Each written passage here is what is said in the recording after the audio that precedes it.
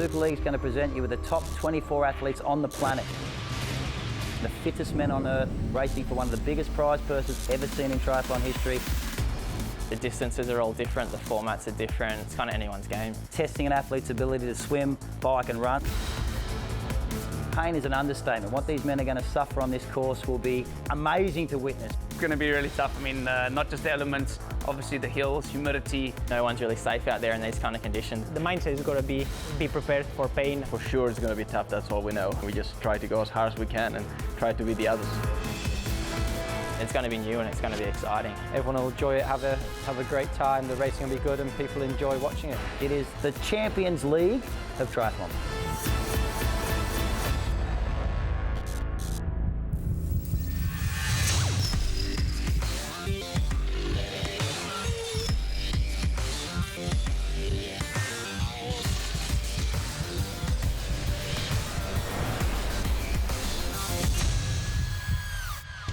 There have been plenty of blood, sweat and tears over the first 2 days of competition in the history of Super League Triathlon, live here at Hamilton Island in the heart of Queensland's Great Barrier Reef. There is plenty coming up though today. It's going to be won and lost, $100,000. Let's take a look right now at how brutal and how intense Super League can be.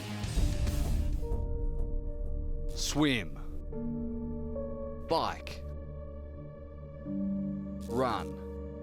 That's triathlon. But what if it was more than that? What if it was faster, more tactical, more variable, more painful? What if it was Super League?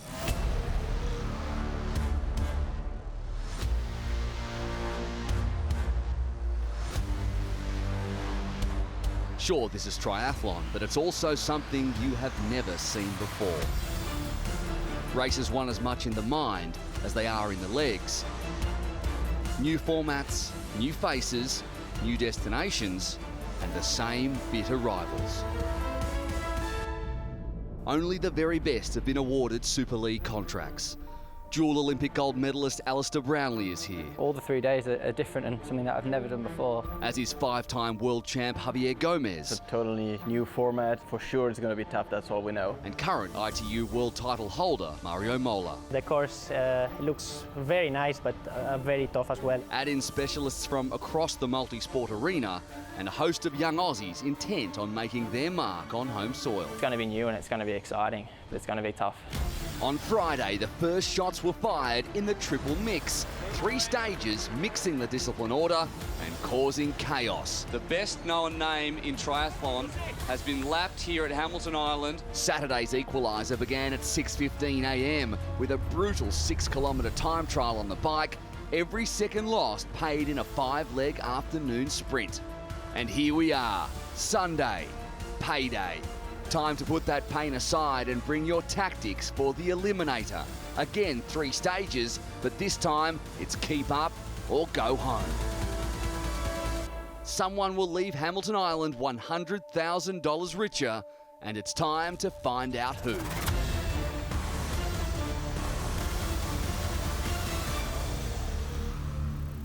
The best in the world have had a very steep learning curve here at Hamilton Island over the first 2 days of competition, and we could see some more to learn, Chris. We've had some rain rolling in, some big thunderstorms. We're here in the tropics. Could that play a factor? Oh, without question, these tropical storms that have come through last night, if they leave wet roads for these athletes, if the course wasn't tough enough, it could be very treacherous, especially the descent down Stores Road. The man who's handled it the best by far is Richard Murray, the South African. Obviously, he's used to the heat. He's done so well in both, and he's going to be hard to beat today. Look, some of the athletes seem to be surviving, but Richard is absolutely thriving in these races, so cannot wait to see what this afternoon delivers. Let's take a look back now at what's happened over the first 2 days of competition at Super League Triathlon. Here we are, day 3. Bodies have been broken, limits have been tested, and blow-up ice baths have been filled with the very best in the triathlon world. There is over $200,000 to be won this afternoon, and we have made them work for every cent. Day 1 brought the triple mix. 3 tough stages mixing up the discipline order with just 10-minute breaks in between. Tassie local Jake Birtwistle took stage 1. super swimmer Richard Varga, stage 2. But stage 3 and the overall belong to one of the great characters of triathlon, South Africa's Richard Murray. Richard Murray doing the job, high fives as well, big smiles across the South African's face. The veteran has done it here in stage 3, and he's very happy about it as well. Now you've got to recover and get ready for a time trial and uphill finish tomorrow morning, so any fear there? No, I think plenty of Coronas tonight, and that'll do the trick. Yeah, some beer, some bread, maybe good German bread or something like that, and we'll be good to go tomorrow. You may have noticed the podium absence of the sports superstars. Where was dual Olympic gold medalist Alistair Brownlee? 17th. Haven't had the arms or legs from the first bit, to be honest. Yeah, just struggled. It was always going to be a big ask, I suppose. But yeah, I think I just felt extra especially bad and just never been able to get on the front foot. Dawn on day 2 brought a 6-kilometre time trial. From the flat of the airport runway to the brutal gradient of One Tree Hill, the high point of the island and of the athletes' heart rates. American Cameron Dye set the fastest time ahead of Burt Whistle and fellow Aussie Ryan Bailey. So Cam, how was it? Oh, it was brutal, man. That was pure carnage. I mean, you got the flat part of the runway and then the hills, just ridiculous. Yep, brutal. Just over a minute covered the field, each second to be paid in the afternoon pursuit. Swim, run, swim, bike, run. Ouch. And he's into the water, big dive. Dye leading them off, Murray starting 20 seconds back. Mola 24, Gomez 25, Brownlee 38. Burt Whistle overhauled Dye on the first swim. Murray out in 8th, the Aussies pushing the pace for a while. Javier Gomez makes his move. Knows he has to stay 20-odd seconds ahead of a Richard Varga if he's going to come out of the swim in the lead position. Gomez led into second transition, but Russian Igor Polyansky led into third. Brownlee's Friday struggle seemed over as he moved into the lead pack, only to fall off the back again as the bike pace was pushed by Burt Whistle and Bailey. A 10-second gap into the final transition, but Richard Murray loomed. So he is moving a lot quicker than these two in front. We're going to see it right now. Murray, the owner of the fastest 10K run time in tri history, too strong once again. As he comes towards the finish line, a big crowd very happy to see Richard Murray do it once again. He's going to lift the tape. Richard Murray is the winner of our equaliser. Geez, that was hard, man. Each day is getting harder and harder. And Bailey and Burt Whistle, man, the Aussies can run, eh? Give it to him. I mean, I had a good swim as well. I was really stoked with that. But I'm going to pay tomorrow, but for sure. Richard Murray in great form, and it's paid off for him as well. He's got a 9-point buffer to Mario Mola, the world champ. Richard Varga in 3rd, Ryan Bailey and Jake Burt Whistle, the two Aussies in 4th and 5th. Can anyone catch Richard Murray? Oh, without question, it's the Eliminator today, so he must survive each round. He has to get to the final to score the points, so it's still wide open. And he's got the world champ over his shoulder. Look, you're right.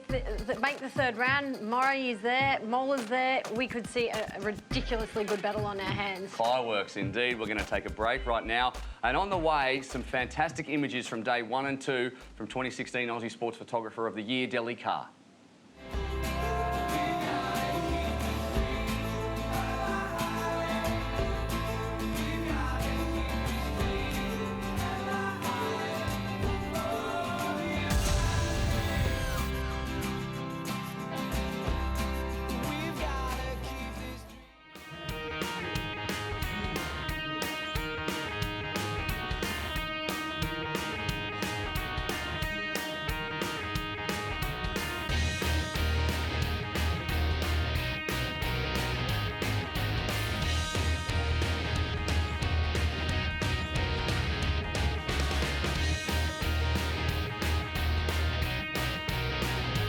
It is very wet underfoot as we roll into the Eliminator today. 3 stages, again a 10-minute break like Friday between the stages, but you are eliminated if you finish towards the back in both stage 1 and 2, and the top 10 go straight through to stage 3 and race for it all. Richard Murray is the man who'll be looking to get all the way through there as we look at the course, and it's a straight shot off the pontoon, 115 metres to the boys, and then turn left around the boys and straight in once again in what will be a little bit more muddy water and turn left into transition up the jetty. We'll move on and have a look at the bike, and it is very tough, this bike ride, even in the dry. A straight turn right and up Mango Tree Hill, 14% gradient, along the ridge past the Yacht Harbour Tower, round the roundabout, and then turn left and very steep and technical down Stalls Road, which will be a little bit dangerous. We'll see how much the guys attack that in the wet, if it is indeed wet. Into the run. It's 2 kilometres, 4 laps, and a lot of dead turns on both ends. They'll do 3 laps, and it's a very sharp turn. Richard Murray has done very well at keeping up his momentum, but those rhythm runners have found it hard along Front Street, and we've seen that time and time again, and into the finish. That's how it's all going to play out. Let's have a look now at the start list as well. Richard Murray at the top on 40 points, Jake Birtwistle alongside him, and then it's just a list of superstars. The world champ Mario Mola, Javier Gomez, the 5-time world champ there as well, the #1 on his back. We move further down. Matt Howes has had a great weekend as a junior wildcard. Ben Shaw's been aggressive. Josh Amberger as well has represented Australia with aplomb. Cameron Dye won the TT. He'll be down there as well. And Alistair Brownlee, well, he is not there. Alistair Brownlee has pulled out of the race for today. He's unwell, and that is not good news. I think he is now, though, down with Robbie McEwen. Robbie? Yeah, I'm down here on the start pontoon, and one athlete less lining up. Ali Brownlee has been forced to withdraw. Ali, it's been a struggle over the first couple of days, and you've succumbed to that illness. Tell us what's going on. Yeah, for sure. I think it was always going to be a big ass race in those first few days, coming from home and getting used to everything. But yeah, I just woke up this morning feeling really, really awful, and yeah, struggled to get out of bed. I've pretty much been in bed since the race last night, and yeah, I haven't pulled out of too many races in my time, but I tried to warm up then. Can hardly run. Really, really struggled, just achy and really fluey kind of virus symptoms, and I don't think I could start. I'm not sure I'd make it through the swim. But this cloud does have a silver lining. You'll be joining the guys in commentary for the racing today, so we'll be able to enjoy your experience and your insights into the race. You're looking forward to being able to comment on your colleagues here. Well, that should be quite good to watch the race, I suppose, and give my opinion, but I feel mostly like I just want to go back to bed. So, yeah, I mean, it'll be interesting to watch, and obviously the weather's going to play a factor today, which is a big shame because the weather's definitely more suited to me today, a bit raining. But yeah, I'm going to go in there, watch, and give some insights, hopefully. And other than that, what are your first impressions of Super League Triathlon? How exciting is it to be here, and what's your take on the format? I think Super League is absolutely fantastic, and that was one of the real reasons, I wanted to come and support it, even though it was going to be so tough early in the year on the other side of the world. And it's brilliant. It's incredibly professionally organised, great racing formats, a really good feel about it, and I think it's all about the entertainment, and the feedback I've been getting from people at home is that it is really entertaining, which is really cool. Well, we definitely look forward to seeing you back in the Super League races of the future, and all the best for a good recovery, and we'll hear from you in commentary. Hopefully, yeah. Thank you very much. That is incredibly unfortunate that we will not have Alistair Brownlee, the dual gold medalist, in this race. He has struggled, but we will roll out a mattress up here in the commentary box so we can have a nap, and in between when he wakes up, he can give us some insight. So that is a small silver lining. Look, as he mentioned, you don't often see someone of his caliber pulling out of a race, and he knows his body and he knows what he needs to do to perform, and you just can't sacrifice that on race day. It could give some explanation to his last couple of days. A flu comes on not instantly, it's usually 2 or 3 days out. You start to feel a little bit fatigued. It was very, very un-Brownlee-like to see him off the pack like that, so it explains a lot. And it also shows his fighting spirit and why he's won so many times, that he was obviously unwell and very much struggling on day one. Obviously hurt his ego a little bit, bruised him, didn't maybe know he was so sick, and gave it a real go for the most part of the equaliser yesterday. Oh, without question. If anything was going to accelerate that sickness, it was racing in the conditions we put on here. So it'll be good to have his commentary up here with us. 60 seconds to race start now in the Eliminator. Swim, bike, run 3 times with a 10-minute break, or a break in between each race. It's going to be incredibly tough, and it's a real chess match, and we'll explain what people need to do. But if you get dropped off the back, you could be eliminated up to stage 1 or 2. Well, you want to save as much energy as you possibly can here. They're like heats, with the final being the last race, race 3, the only one that matters. The only one that matters indeed, but they need to finish within the top 15 in stage 1 and within the top 10 in stage 2. Otherwise, they are going home. How do we see this one playing out? 30 seconds to race start. Oh, look, I can see Richard Varga and Murray next to each other. So, you know, let's hope that Richard continues his great swimming, but utilises, you know, the strength of what we've seen from Varga. Chris, what about you? What do you think? How's it going to play out? Oh, you can't go past Murray in the last couple of days. He's been spectacular. I'd love to see the Australians do well. All right, the countdown now. Richard Murray is in control. Will he control this race? It's the first stage of the Eliminator. On the third day, the money day, 2 and 1, and we are off here at Hamilton Island into the water. It's still warm in the water, although it's a little bit cooler outdoors. We might see a little bit of pace up as the ground dries a little bit. Everyone got off well there, I think, and there was a little hesitation before we got the gun, but it didn't seem to stop everyone. No, I think it was a clean start. I mean, we've seen that on all the races, thankfully. You know, nobody's made any mistakes, and it's you know, I think I'm looking forward to seeing, you know, what we can expect from the swimmers again. You know, I was speaking to Richard Varga, and he loves this short sort of racing, you know, that high threshold. And look, it appears to me that he's taking out the lead hard again, and I think, you know, he's going to fight through all 3 of these races. That's Salversberg, who's had a great start. Jeez, he's been swimming well for the entire last 2 days. That's right him on Varga's feet there. That left-hand side of the pontoon, position 1, looks to be the quickest part, which was not the case in day 1. So I think the order right now is Richard Varga, as you say, Salversberg behind him, and that is exactly how the swim played out yesterday as well. You just need to find a spot somewhere in Richard Varga's wake and ride that wave, because this guy swims like nobody's business. In WTS races, in which he's been in 34, he's gotten out of the water after the 1,500 metres 28 times in first position. That shows you how dominant he is as a swimmer, and he says 300 metres is more suited to him than 1,500, and it certainly seems that way as he pulls away from Salversberg and far away from the rest of the pack. And where he seems very, very good, if you watched him go around those first 2 swim boys, is around the boys. He really gaps them, and that's where it seems to be breaking up a lot. It's very methodical, isn't it, when you're going around turn cans? People think it's, you know, it is a simple turn, but it is a break in your rhythm. And for someone like Richard, you know, it's all about your kick, it's all about your stroke, and how to pull stronger on one side more than the other in terms of not letting that speed down and you know, potentially letting someone off your feet. You know, if you don't want to drag someone along or give them, you know, that energy conservation. And he is a very smart player in the water. And again, Jacob Birtwistle, number 44, sitting 3rd.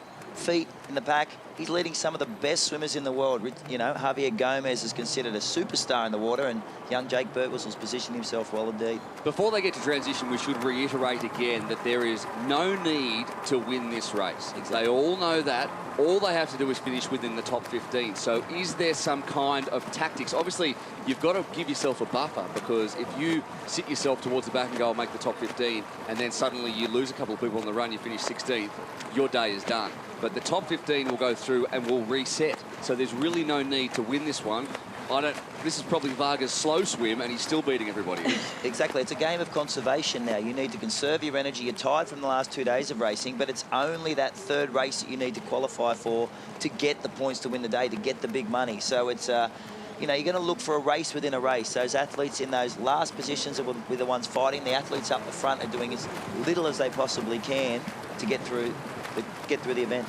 We've had some very, very heavy rain in the lead up to this. Obviously, the sun's coming out now. The tropics do that to you. You just don't know what's going to happen, but there's a little bit more muck in the water. I don't think that's affected them too much. There's a little bit of seaweed floating around there, but a little bit darker in the water. It hasn't mattered. As they come into transition, do we have Robbie McEwen down there? You do, guys. I'm down here in transition, and I now have Richard Varga coming into sight, but he hasn't got that look of intensity of the last couple of days. It looks like it's all about position. It's going to be really important to stay in the front on the bike, because in these wet conditions, anything can happen. You just want the least number of people in front, in the way, who can make a mistake and bring you undone. Varga's out first. Salversberg, Schulman, Polanski, Birtwistle. Who we don't see yet is Richard Murray. There he goes. He's in about 9th, 10th position at the moment. And it's a real scramble now, because now we're looking at guys who are going to be in danger of being eliminated. Ryan Bailey was a fair way back there too, if you noticed. He's had an average swim. He's probably his worst swim of the entire races, yeah. Well, I'm still impressed by Jake Birtwistle. I mean, he's really worked hard, and that's really paying off in this style of racing for him on his swim. We know him as a runner, but for him to be up the front all the time in these swim portions is, you know, all credit to him, and yeah, taking on the world's best. And the thing to focus on now on the bike is to stay upright. The wet conditions, sometimes it's better for it to be teeming rain. You tend to take less chances, but when the sun comes out, you've got wet roads. You start to get your nerve back a little bit, and this descent down Stores Road, it will be quite technical. And when you're in that 16th to 24th position, you're going to have to take some chances to make sure you're not eliminated. There is very much two races going on. The one at the front is as the main men tactically look at each other and see who's hurting from the day before and see who looks good and whose rhythm looks good, who to look out for, and the one on the bubble, and we'll be taking care of that and covering both as best we can. You might have noticed that we've dropped 1 lap of the bike. It was 6 laps yesterday, 6 laps the day before, and that was the bike leg. Today it's 5. Just due to time constraints, scheduling constraints, we've decided to drop 1 lap because we don't want these guys rushing too much and potentially having a big accident, so we want to make sure they're safe. And 5 laps up and down that hill at 14% gradient, Mango Tree Hill, is still plenty of laps. They've got to do that 3 times, don't forget, in each of the 3 stages. Agreed. And it's, there's your first crash. One Wet already. roads. Ben Shaw is down. I see number 57 there as well. Shaw looks like he's in big trouble. He's taken off quite a bit of bark. That's the 2nd time he's hit the deck here at Hamilton Island. He did on Friday as well. Very slow to get up. Siggy Ragnarsson was also involved in that. Ben Shaw, terrible luck for the Irishman. I'm not sure if we're going to find out exactly what's happened or whether he's going to get back onto the bike, but that's horrible news for Ben Shaw. He has had such an up and down weekend, hasn't he? And they're the guys at the back of the pack that have to take those chances, and that's what we're going to see all day today. When you have wet roads and you're in the position where you may be eliminated, you have to make that decision. Do I take a chance? Do I overcook a corner? Do I take that inside line down Stores Road, and you're going to drop the bike? It causes panic amongst the athletes, isn't it? I mean, that's you know, the blessing and the curse of this type of racing. And you know, for someone like him, he certainly hasn't had luck on his side at this point in time, but it does go to show you that the conditions are not favourable for someone like Ben Shaw. It looks like Shaw has gone down on his own. Ragnarsson and Brent McMahon are the 2 that had some problems getting around him. It looks like he just lost it on his own, and that is incredibly tough, not only for Shaw, but also for Siggy, the pride of Iceland, and Brent McMahon, 2 guys who got eliminated yesterday due to the 60-second rule as we moved into the 4th leg of the 5-leg pursuit equaliser. Both missed out, were on the button of that 60 seconds and lost a lot of time there. They're now 10 seconds behind the rest of the pack and 30 and 31 seconds respectively behind Andreas Salversberg at the front. So that is incredibly bad luck for them. Brent certainly showed his disappointment yesterday already being eliminated, like you mentioned, so I'd hate to think how he might be fuming at this point in time. And you can see the pace is definitely out. These guys up front know if they stay out of trouble, they keep the bike upright, they nurse themselves through the bike course, they can run a conservative race. There's about, 15 or 16 in this front group, and they will all go through if they can keep it together. They'll know that as well. They'll know what's happened at the back. They'll know that they've got a little bit of a buffer and they don't need to push too hard. But they'll be watching each other. They'll be seeing who's in good form and who isn't, and who's pulled up well, because we've had a very, very difficult couple of days of racing. If you guys were in that bike pack, who would you be looking at? What would you be looking at to see who you think might be a threat? Well, obviously, I spoke to Richard Murray before the race this morning. I said it was absolutely teeming down with rain about an hour and a half ago, and there was a lot of discussions about what we were going to do with the bike course. Every single one of these athletes said the show must go on, put their hand up, we're professional athletes. And I said to Richard, are you concerned about it? He considered himself a very good bike handler. He said, mate, I've got wet weather tyres.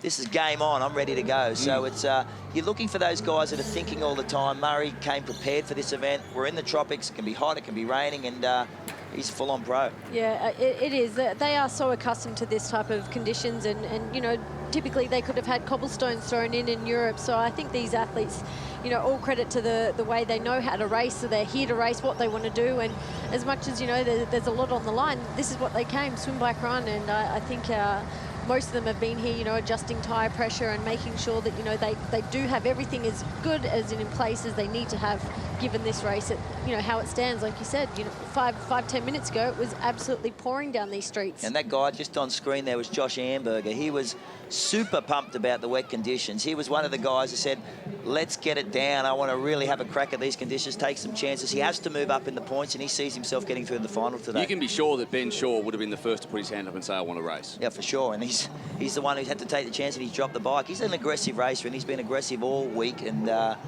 it's great to see. It's a shame he's dropped the bike, though. Quite a big group there, just feeling each other out as we go into another lap and down Stalls Road, and they're taking it easy down here. We've seen speeds of up to 85 kilometres an hour over the weekend. It's been spectacular to see, but you can see them just leaning on the brakes, just slowing themselves down a little bit and rolling through into transition, because as you go on and off that carpet, well, it's not there anymore, but it would have been very, very slippery. Yeah, and the heat's definitely off. We remember yesterday's race. You know, as you said, coming down there at 85, 86k an hour, the heat's definitely off on that descent. But it makes the climb a lot tougher. You're not getting the run off that descent up the climb, so it's a longer climb, and look who's moved to the front. Josh Amberger has moved to the front. Behind him, another Aussie and Ryan Fisher, who has had a fantastic weekend. Igor Polyansky, Javier Gomez, the 5-time world champ, Jorik van Egdom, who's come back well. Richard Varga, who sits in third position and has every chance of taking this out if there's any mistake at all from Richard Murray, or even if there isn't. Matty Howes is up there too, Jake Birtwistle, Murray, Henry Schumann, Alessandro Fabian, and then Ryan Bailey, Cameron Dye, Andreas Salversberg's just dropped back a little bit, but they all know that they've got to stay within that top 16. 16th at the moment is Crisanto Grajales, and 17th is Christian Blumenfeld. So from Blumenfeld, Polyansky, Bozzoni, McMahon, Hoy, Ragnarsson, they're the guys who at this point will be worried about making that 16. That's a smart move by a young fish, I think, to get off there, to get out of the trouble, to take your own lines through the roundabout, down Stores Road. You're on your last lap, set yourself up for the run. It's still the same tight run along Front Street.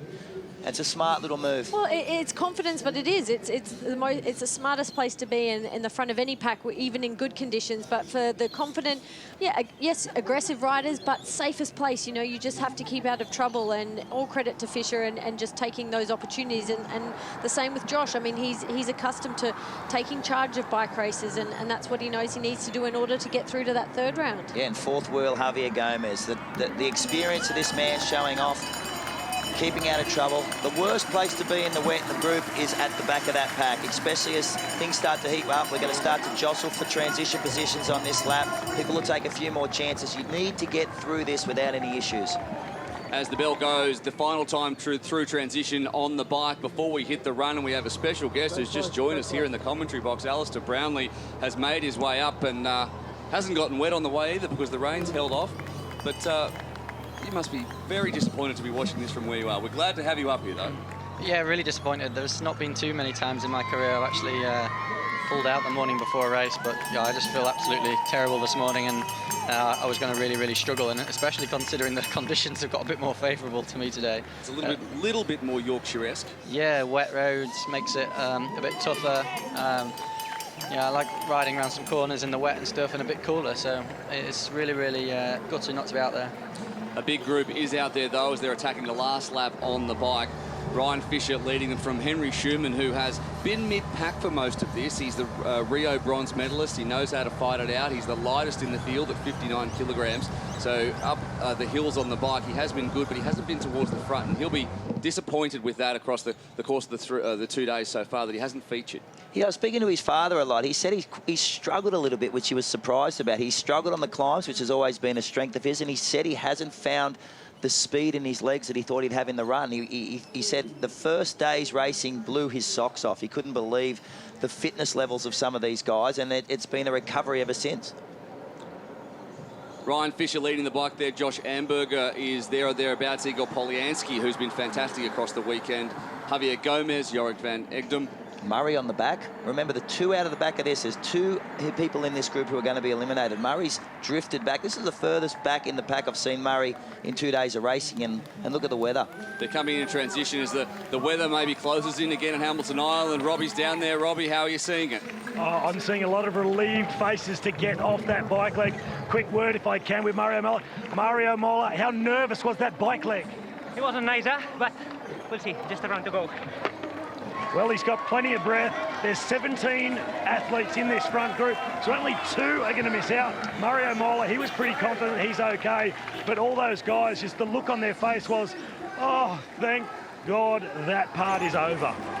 How can you have that much breath after you've just done 6 laps on the bike? I do not know. As Igor Poliansky puts the hammer down at the start of this run. It's funny because, as Robbie said, only 2 of these guys are going to miss out, but races are races, and when it comes to the last leg, they want to win. You're right. I mean, none of them can afford to be eliminated, whether, you know, they've had a great first 2 days of racing or not. And, you know, they've still got to put themselves in contention. And this is certainly what Poliansky is doing.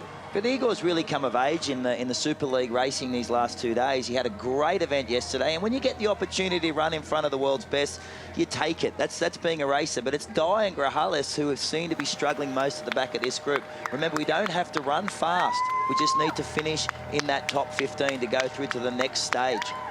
I wonder if in Igor Poliansky's mind, he's been there or thereabouts. He's like, maybe the other guys will be a bit tactical. I'm going to win this one. I'm going to push the pace. I'm going to do well in the dead turns. I'm going to win one.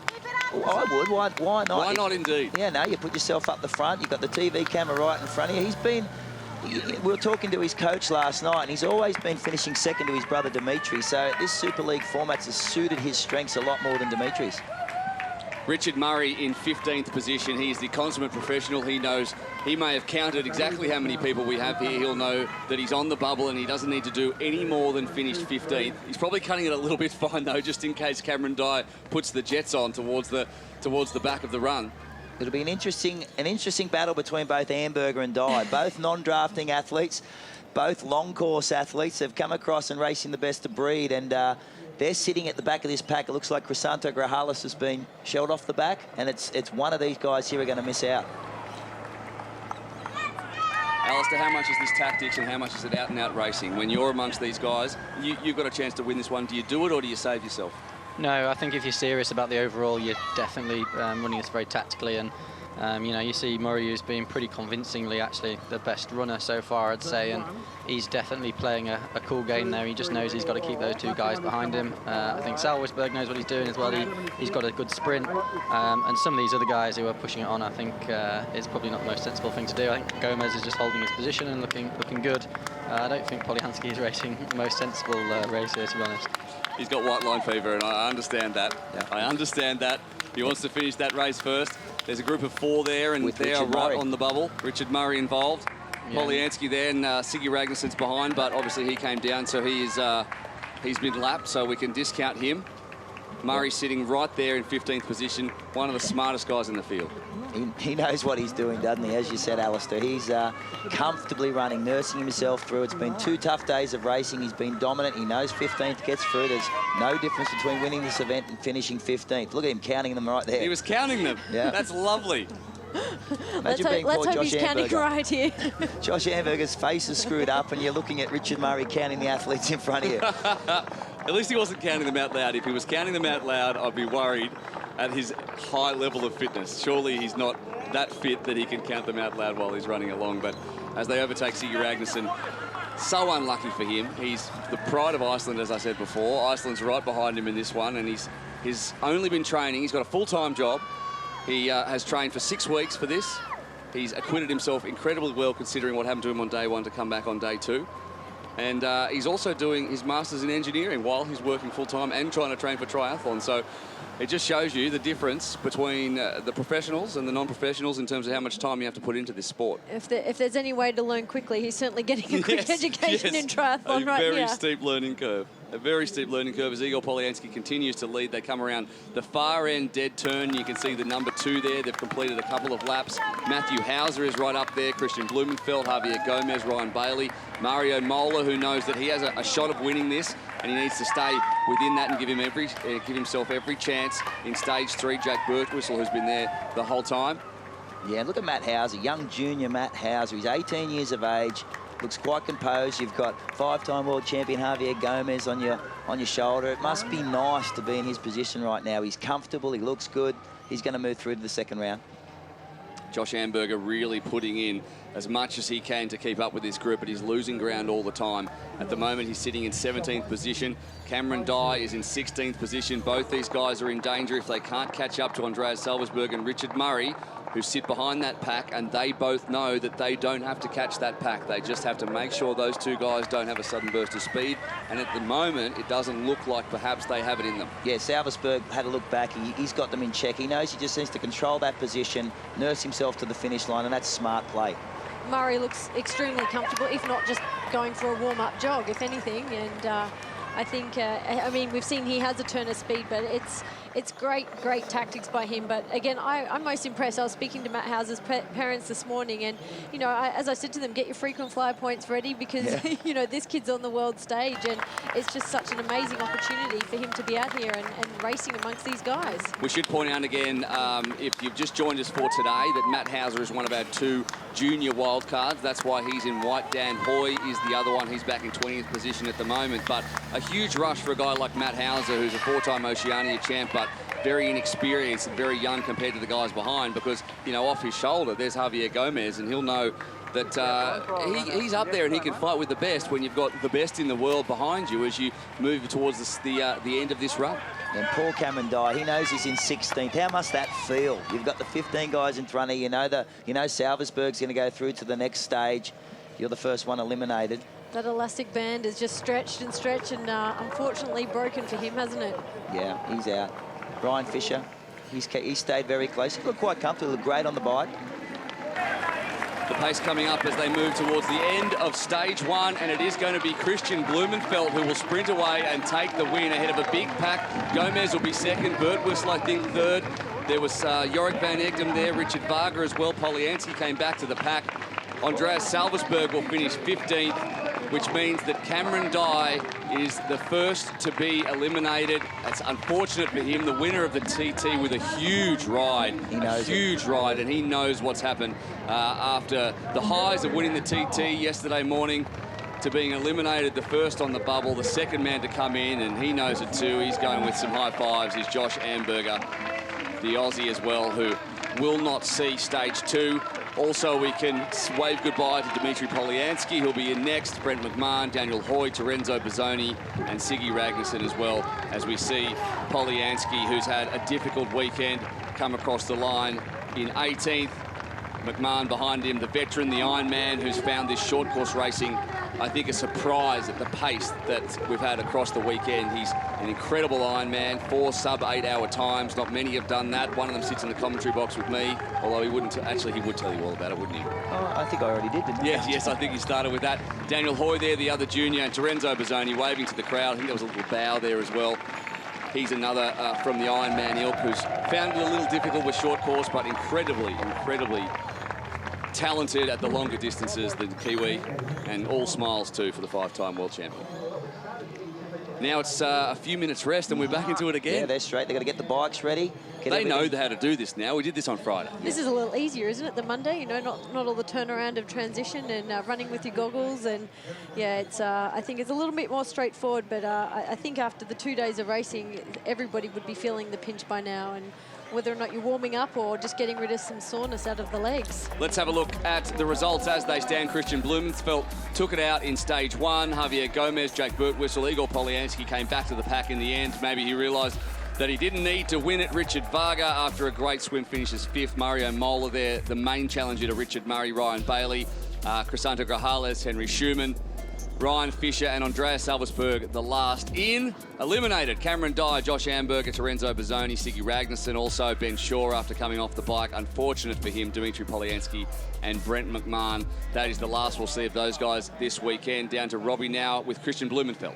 Yeah, guys, I'm here with the winner of that stage, Christian Blumenfeld. It was good just to stay safer. What was it like on the bike in those conditions for you?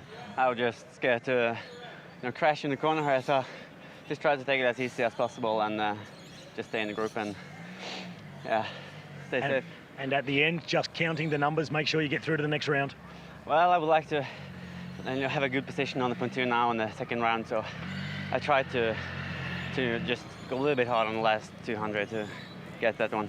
So we see things starting to get really tactical now.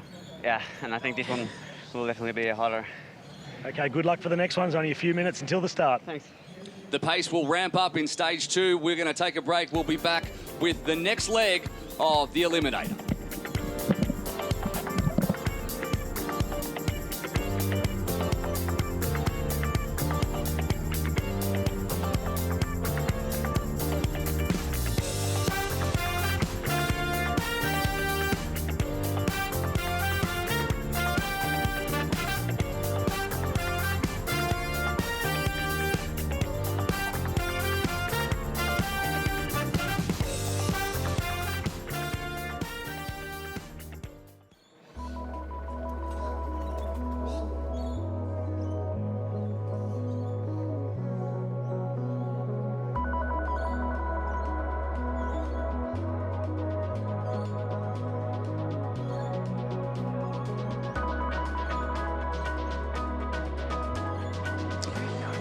Christian Blumenfeld leading in the cream of male triathlon around the world for the first stage of the Eliminator. We've got just a few minutes now until we all start again. We're getting ready. Robbie McEwen is down in transition right now with one of the co-founders of Super League, Leonid Boguslavsky. I am here with the co-founder and vice president of Super League Triathlon, Leonid Boguslavsky. And Leonid, you must be very proud and very excited about this event that you've created, and the first one here at Hamilton Island. Yeah, actually I was very excited first day when we discussed the project, because I believe that the project is great, and so I believe in its success. And these days proved that it's even better than I expected. I think it's a tremendous opportunity for everybody, for athletes, for spectaculars, for us as the founders. And I'm big believer in success of this Super League Triathlon. And the future is looking very bright for this series to go worldwide as well. So this first proof of concept event has really reaffirmed your confidence in the series on the whole. Yes, that's right. I think that even not a good weather today is also creating additional challenge, which is very good, because it's showing how we could operate the whole thing even with this challenge, with the bad weather. And I believe that the coming events, which will be international, and there will be women best athletes, and there will be age groups. We are very likely added to the next event, and it will be great. All very exciting. Nothing can rain on the parade of Super League Triathlon. Back to you guys. Bigger and better as Super League moves around the world. We're looking forward to all of that. But before all of that, we've got stage 2 of the Eliminator. Christian Blumenfeld had the win, therefore he takes his choice of spots on the swim pontoon, and a whole bunch of talent behind him. Javier Gomez, Jacob Birtwistle, both up in the top 5 in terms of points. Ryan Bailey, another one who's just 11 points behind. He's got a shot. Henry Schumann did better there as well. Ryan Fisher and Andreas Salversberg. There is no one here who is incapable of winning this stage. The pace is going to go up yet another notch, and we're going to lose another 5 competitors. No doubt there'll be world champions and world junior champions among that group. There is no one here that I feel should be outside of the top 10, and that's what a good race is. Yeah, and this is where it'll start to heat up. The first race blows out the deadwood, as some of the athletes said earlier in the day. That's harsh. That's what they said, and now you're getting down to this was the top group. This was the front group, as you saw in the last race. They were all together. 2 got shelled out of that front group. Now we're going to lose 5, and they're 5 ridiculously solid athletes. Look, everybody's, played their own race, and as Christian Blumenfeld has said, choosing his own start position, that's why he wanted to come across the line first. But, in that finish shot, you could see every one of those athletes looking sideways, just making sure they'd counted the numbers, no one was sprinting through. So they have played a safe game, tactical game, but looking forward to this race. Very, very exciting now. An update on the points. Murray, if you weren't with us at the start of the telecast, is on 40 points. Moeller 31, Varga 30, Bailey 29, Birtwistle 28. All of these guys could win the $100,000, and they're all in this race as well. So look out for any of them, if they're on the bubble, to potentially lose their shot as we head into stage 2. They're standing there ready. That's Henry Schumann is closest to us, and alongside him, Matt Hauser, the last guy left in the white of the World Junior, and they're back in the water for stage 2. Look for the pace to increase. It'll be a nicer swim now. Less athletes in there. It's going to be less congestion around that first can. And again, gee, Salversberg swimming well, the Swiss. He's really strong in the water, isn't he? I mean, we always are talking about Richard Varga, and but he's had some very strong swim performances over the last 2 days, and again showing it in the water. And that goes to show you the caliber of these athletes in all 3 of their disciplines. And this swim's important now, because if we can get an established front group, you put yourself in a position where you can nurse yourself through this second run, or the run in this stage, as easy as possible. The last thing you want to have happen to you is that you're sprinting for a position to get through to the last stage. How much will that hurt on the short turnaround? That's a very good point, because if you have to exert yourself on the run in the last lap or 2, how much harder is it to come out of that red zone when you've got such a short turnaround versus, as you say, nursing yourself through? Well, we saw that from Murray already. I mean, he was the one that played it particularly well. counting his numbers on the run, making sure he wasn't exerting himself at this point in the game. And, you know, 10 minutes, it's just not enough time for these guys, and that's why they do. Every part of this race is so tactical, whether it's in recovery or whether it's in each of these rounds. Once again, Richard Varga at the front. Is there ever a swim where Richard Varga isn't at the front? Not one that I've seen, but you see at the back there, Mario Mola, the world champion, current ITU world champion. He's sitting second on the points at the moment to go through, and he's last around that swim camp. Well, that's a dangerous place for him to be, because we've looked at, you know, if he is in this third race of the day, he is potentially the one that could knock Murray off his position at this point in time. So he has some work cut out if he's at the back of this already in the swim. Yeah, and it's fatigue now. Remember, we've been racing for 2 days. You've nursed yourself through that first heat or the first stage. You've got to get through this one. The fatigue had started to settle in, and it's now that you start to get very, very tired. You make mistakes, and mistakes are costly. We know, if you're only watching today, it's been incredibly hot and incredibly humid the last 2 days. It's probably 5 degrees cooler today, and the humidity is right down with the storms rolling through. And to race in those kind of conditions, just look, if you look back on the Facebook page or on Instagram for Super League Triathlon, you can see some of the pain faces that we've seen over the last couple of days. To recover from that kind of thing and race again on a third day, you really know what kind of conditioning you're in, and we could see some really big names fall back as we continue through this race.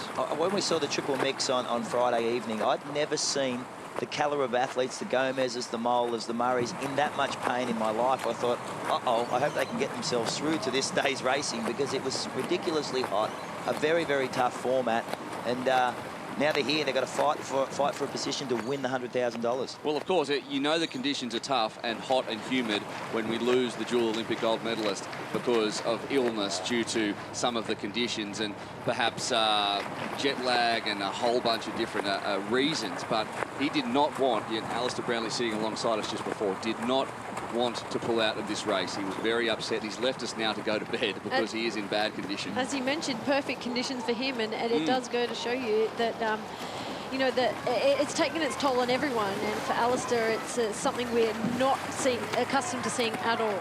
Robbie, they're out of the water once again. Tell us what you see. Well, a very familiar sight after every swim. Richard Varga leading the way. And you see, the pace is definitely off compared to the first one. That shorter break looks like it's starting to take its toll, and there's a lot more stragglers, so they're going to be a lot more strung out this time, but that look of nervousness on the faces now. Here comes Richard Murray. Richard, did the first race easy? Time to step it up? Let's do it. There you go, let's do it. He's ready, and he knows he only has to beat 5 athletes. He's just counting them back behind him. He knows he's in good shape. Yorick van Egdom, the last out of transition. He looks like he is in all sorts of pain. Grisanto Grahalis as well. Ryan Bailey, who's had a huge week and is sitting in 4th position, is currently 13th, so he's out, as is Mario Mola, who's sitting in 2nd position.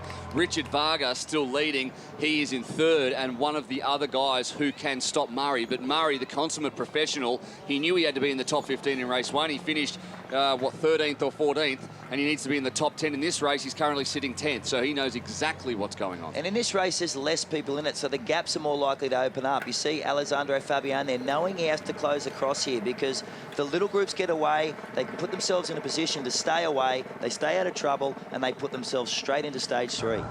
Yeah, the numbers aren't there, as you mentioned, and just those small opportunities, even as such, you know, coming up, this is still uphill. You can see the guys still putting their feet in their bike shoes, and that's all about momentum and rhythm. And you know, until they get to that crest and find that sort of time where they can actually have an opportunity. We've seen athletes going around whole laps without even putting their feet in. So now that they're, like you mentioned, small gaps in the group, this is the opportunity where people are just going to ramp up the intensity, play it smart. Henry Schoeman, we haven't seen out, you know, racing in the last 2 days, but he is one that has said that this sort of course on the bike in particular suits me, and maybe it's just taken him a couple of days to get into things. Agreed. And I saw Mario Mola. He had such a bad swim. He's moved himself right up on that first climb and put himself at the back of the group. Varga, Schoeman, Polyansky is your breakaway group at the moment. They've got a gap of some 4 or 5 seconds to quite a big chase group, including Bert Whistle, Salversberg, Gomez, Fabian Fischer, and Matty Hauser, who'll at this point stay within and move into stage 3. There's a bit of a gap back further to Blumenfeld, Mola, Bailey, Grajales, and Van Egdom. So they're your men who may not make it through at this point as it stands. But yes, a 4-second gap between Varga and Fabian, and Richard Murray's currently sitting in 6th position in a big group there. You can see chasing and trying to close down this breakaway of 3. It's Van Egdom and Crisanto Grajales who are in a lot of trouble. They've been left from this group. The under-23 world champion in Yorick Van Egdom, they're off the back. They're 10 seconds. They're gone, in my opinion. They're not going to close down this group. What's playing in Mario Mola's favour, sitting in the 11th spot, is he has Ryan Bailey and Ryan Fisher behind him. They're still in the group. They're close. The gaps will open up.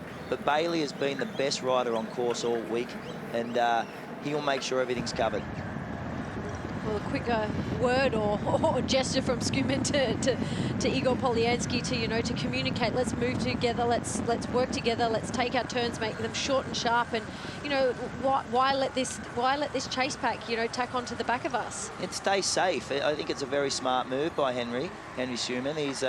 There's 3 of you. You can control. You can see what's going on. You want to get down Stores Road with open road. You want to see where you're going. It's that little chicane turn is quite tricky, and in the wet, I'd hate to be sitting 7 or 8 people back and not getting that straight line shot at it. Polyansky's back wheel just slid out there a little bit. He was lucky to save that, if you saw from the chopper shot, and he is really giving it some here. He knows he spent a lot on that stage 1 run before he came back to the pack, and he probably thinks to himself, I need to be at the front of this run pack if I'm going to hold on, because I know how many great runners are behind me, trying to push a little bit more on the bike and take Skuman and Varga with him. That's exactly what you think. You start looking around, you start counting on the bike, and you know the strengths and weaknesses of the guys around you, and you start thinking, uh-oh, I may be the 11th wheel here, and I could be the one in danger.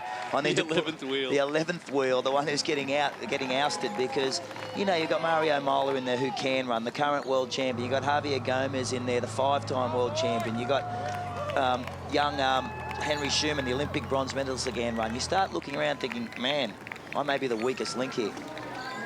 Let's talk more about Murray currently sitting in 7th. He just seems to find himself always in that spot. If this was a horse race, you'd think that's the horse to bet on. The one that's sitting back, waiting to see how everyone's, and when they come to the straight, just explodes. And we've seen that day on day.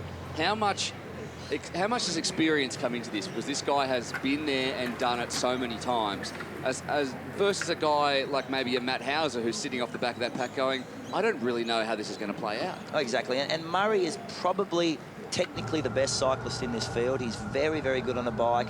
He's played it all week where he's sat off. He knows his position. He rides down Stores Road very, very well. He's the only one I've noticed that takes the left inside line. If you watch him come down Stores Road with the camera, he'll take the left inside line. It's the shortest route to transition, but it's the most dangerous. If you stuff it up, you're going to go straight off the cliff and you're going to have a horrible day. But it's right now, those guys know they're running better than anybody. They need to play it safe and outrun the weaker guys around you. He's a confident racer, and I think, given the last 2 days, it's only, boosted that again, and time, well, how many times now have they been over this course? And like you've mentioned, the lines they're taking into transition, they're all so vitally important, and experience is definitely a big player for those sorts of athletes. Yeah, and the 2 Spanish on the back. Javier Gomez, 5-time world champion, the current world champion, Mario Mola, sitting last wheel. Constantly changing. There's really nowhere to sit. We've seen the guys who consider themselves big on the bike but spend a lot of time in the pack sometimes get dropped off the back, and Ali Brownlee happened to yesterday. And constantly the tactics are changing. It's a mental game as much as anything, and I think there's so much going on this bike ride that we've seen people forget what lap they're on and have to recount themselves because they're so busy watching what everyone else is doing at every point, because it's so tactical that if you're not paying attention for a couple of seconds, you look up and the pack's gone and you can't get back to them.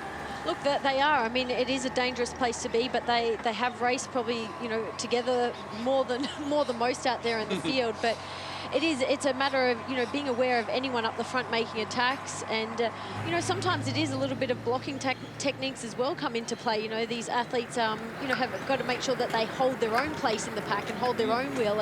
And it's a constant matter of also thinking that other athletes are expending themselves to close those gaps and letting them. So, there's so much going on within the bike itself, and positioning is obviously hugely vital. But if there's anyone that sort of, I would say really knows what they're doing, it is those 2. Agreed, 100% agreed. And that's the Olympic bronze medalist on the front there, Henry Schumann. He's been up there. This is the most we've seen of him over the last 2 days, really. he's found some form, I think. He looked great in that run, very, very comfortable. This is the most he's ever done on the bike. He's a brilliant bike rider. I remember seeing him in a World Cup event in Kitzbühel, where he rode off the back of Alistair Brownlee. They decimated the field that day, and then we saw an amazing performance at Rio where he outsplit his countryman Richard Murray to get the bronze medal, with Richard finishing 4th. So it'd be great to see Henry do well. Poliansky knowing that he needs to give himself all the time in the world. You can see him there on the inside again, just drifting out on the back wheel. Abu Dhabi a couple of weeks ago, he led out the swim and he lost 3 minutes to Javier Gomez on the run, 34 minutes to 31. He knows that the run is not his strength and the swim is where he's at, so he needs to give himself every chance because he knows Javier Gomez is in this pack. And so many other great runners, a Burt Whistle, a Murray. There's almost 9 or 10 great runners. So he has to give himself as much time as possible as he moves up behind Ryan Fisher there. And you know who's been struggling the most, which is a surprise on this bike, is Blumenfeld from Norway. If anyone had liked these weather conditions, it'd be him. He was so strong yesterday. He seems to have lost his nerve on that descent. I've watched him every single lap. He leaves 3 or 4 bike lengths and has to work himself back up this climb to get back onto the back of the group. Come running time, that's going to cost his legs a lot, and he just doesn't look comfortable. A lot of wasted energy. It's certainly, it pays to have those bike skills and go over the course a number of times. And it's, well, I mean, he took that first run out and, you know, giving himself pontoon position, but bike position is just a bigger part of it as well. Two have gone off the back there, it looks like. That's Salversberg sitting last. See, you can see the Swiss flag on his arm. And it looks like 2 have gone off the back on that climb, so the legs are definitely fatigued. Ryan Fisher pushing the pace on the front. We're seeing perhaps with Blumenfeld the cost of a very, very aggressive couple of days racing. He has been in there and bulldogging the whole time, the whole way through. And on Facebook Live, and we've run a whole bunch of them, he described his racing style as, and I quote, very aggressive, sometimes tactically stupid and always painful. So you know that potentially after 3 days, he might be feeling that as they come down and take their shoes off and head into transition.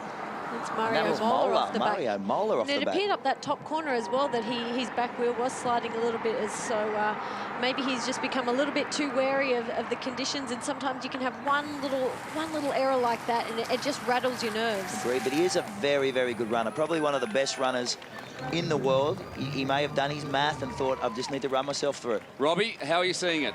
Well, I was seeing a little split in that group, and it seemed to be the pace was off. Here's Ryan Bailey. Mate, you got enough in the tank to beat at least 3 of these guys? Yeah, fuck, it's hard today. Sorry about that. Well, there you have it. That is a typically Australian response, isn't it? It basically means he's struggling. Yes, he's struggling. It's a tough day, I think that means. Tough day indeed. Ryan Fisher leading out on the run. Igor Poliansky where he was in the previous run.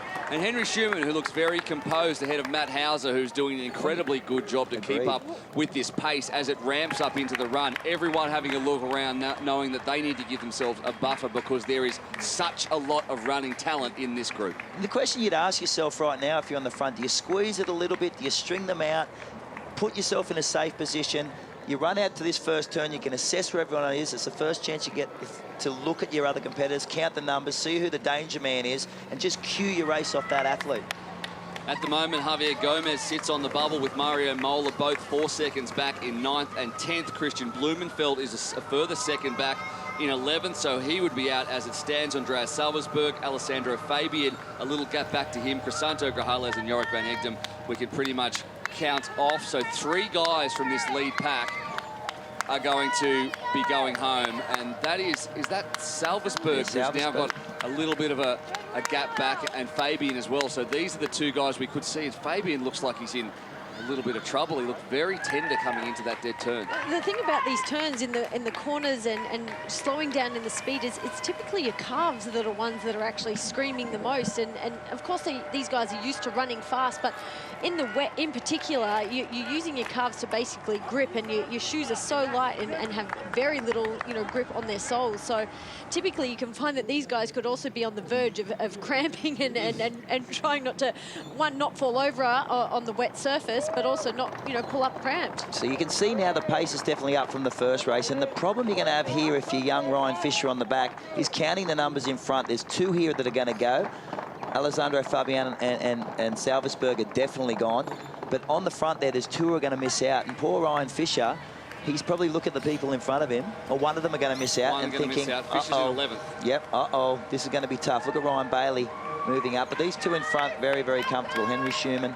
And look at Blumenfeld. I stand corrected. I said he looked tired. He's putting himself in a position. Murray right there. At the moment, we can see 11 people and 10 seats to sit on. So when the musical chair stops in a couple more minutes, one person is going to be left sitting on the floor. And it's just about who that is. And I hope that it's not Matt Hauser. He's sitting there on the back of that pack behind Fisher now. If he can hold on, that would be a huge boost for him to move into stage 3. Agreed. And this is where that group, see, what's going to happen in that last lap, you're all cruising together and suddenly you do a head count and you think, one of us is going to miss out here. You start looking around and it will come down to a full sprint. And that's what we're talking about before. Just how much more taxing that is than being, say, Henry Schumann and Igor Polyansky on the front, have run a more even pace run, been able to control everything. But Matt Hauser's looking tired now. Henry Schumann, we know, fantastic in the hot and steamy and humid conditions. He was, of course, the winner of the final WTS race last year in Cozumel, that famous one as Johnny Brownlee was helped over the line by his brother, Alistair. That was probably the most famous triathlon in history, of course, until this weekend, Chris. I want to point that out. But up until now, it was the most famous triathlon in history. It's one of the most, I think it is the most famous triathlon in history. It'll remain that. It was an amazing event. An amazing race that went worldwide, and it was great for the sport. Absolutely brilliant for the sport. Matt Hauser is just, I mean, it's only 4 seconds, but it is a hard 4 seconds to probably swallow at this point in time if he can't tack back on, or whether or not he finds some speed for that sprint finish. But it looks very unlikely. But all credit to the young guy. I mean, he's done an amazing job to get this far. Well, it's 4 seconds that was taken from him. He didn't give it up, and that's the thing about the Eliminator. It's one thing to be 4 seconds back if you've counted the heads and thought, okay, I can give this time up, but that's been taken. He knows he's 11th, and he knows he's going to have to work this lap if he wants to save his spot for the final. Will he be able to count those from back there? Will he be counting those heads, or will he be too deep in the pain cave to be able to do that? You'd know when you got off the bike. You'd know you would have been counting those as you got off the bike, and and I guess you lose your morale as the gap starts to open up. You know there's 10 up in front. Your morale starts to go. You're starting to hurt, and they shell you off the back. Well, that's nice. Christian Blumenfeld just handing off the rest of his water to Igor Polyansky, so they're working together to stay at the front. As you can see, the difference in builds between Schumann and Blumenfeld, there's about 20 kilograms between the two of them. It just shows you it doesn't matter really what build you are. You can be a triathlete if you work hard enough. But Blumenfeld surprised me all week. He's such a strong guy. I'm a big fan of his racing. He's a man of very few words, but he's just a strong lad, even the way he runs. Matt Hauser falling a little bit further off the back. He could be outside the bubble. Ryan Fisher in 10th, Hauser in 11th. There's not that much between them, but Matty Hauser certainly looks like he's going to have trouble keeping up with that pack as they seem to just accelerate. Yeah. Does that pack together know that Hauser is the 11th, and therefore they can potentially just measure their way in here? Absolutely. Absolutely. Yeah, they're all looking around. They're all knowing. I mean, you can see most of them still look very controlled in that pack now. Nobody's panicking. I think they all feel somewhat safe. Yeah, you do the head count every single dead turn. You'd be like 1, 2, just double check again. Next turn, 1, 2, 3, 4, 5, 6, 7. You'd count every lap just to make sure nobody sneaks up and you're eliminated through stupidity. Very tactical, very different. A lot of mental energy consumed as well as physical energy. You've got to keep the blood flowing in the brain cells as well as through the legs to be able to understand and be a smart racer. Oh, look, I mean, they're all, like you said, they are counting at those dead turns, but you go through it all the time. You are looking around each one of them, especially at the back. Look at Richard Varga. He's checking behind him. He's making sure that Matt Hauser doesn't have any sprint in him or not enough distance to make any sprints. So everybody is certainly still putting down, putting down the accelerator. Christian Blumenfeld obviously decided that finding a good spot on the pontoon was a good option because he is pushing the pace at the front, and it looks like he is going to hold off the chasing pack and again win the stage and find himself in the top 10. Fisher there as well. I see Jake Birtwistle and Richard Murray, as he always does, and there comes Matt Hauser, who's given it his absolute all and acquitted himself very, very well to finish 11th in a field of superstars as we now welcome Andreas Alversberg, who knows he's out as well. He finishes in 12th. We'll also lose Alessandro Fabian, Crisanto Grajales. You can see both of them in shot there, and a little bit further back, Yorick van Egdem, and they're the men that will be eliminated in this part of the race. And yes, the pace was up, wasn't it? Keep your eye on Matt Hauser. What a great 3 days of racing for him. A junior, 18 years of age, to be 11th in the last day of racing, the Eliminator. Well done. Well done. Van Egdom quite a long way back. I'm not sure where on the course he is or if he is indeed going to finish this. But the guys in transition, they'll only be worrying about getting ready for the next one. Robbie McEwen is down there too. Well, I'm with the man who looks in total control, Richard Murray. You're just constantly counting the other athletes, aren't you? Yeah, it's a numbers game today. You want to make sure you're just within the numbers. I think on the first one, I was actually like, hope it's not 12 or 13 because I'm literally on the cusp. But yeah, happy with it now. So I need a 7th place. So hope I don't come off. But no more counting in the next race. Full gas? Yeah, big gear, no fear. So the only form of defence is attack? More or less. Flat out, 250 a K. There you have it. Big gear, no fear. He knows exactly what is going on. He is thinking all the time. Consummate professional, and it's getting him very close to that very big check. Christian Blumenfeld once again does the job. Bailey and Birtwistle have been inseparable pretty much all weekend in 2nd and 3rd. Murray, Schumann, Moeller, Gomez, Polyansky, Fisher and Varga are your top 10. They will race for everything as we come back a little bit later on for the final stage of the Eliminator. Hauser, Salzburg, Grajales, Fabian and Van Egdom all go home as we see Crisanto Grajales, who has acquitted himself incredibly well across the weekend.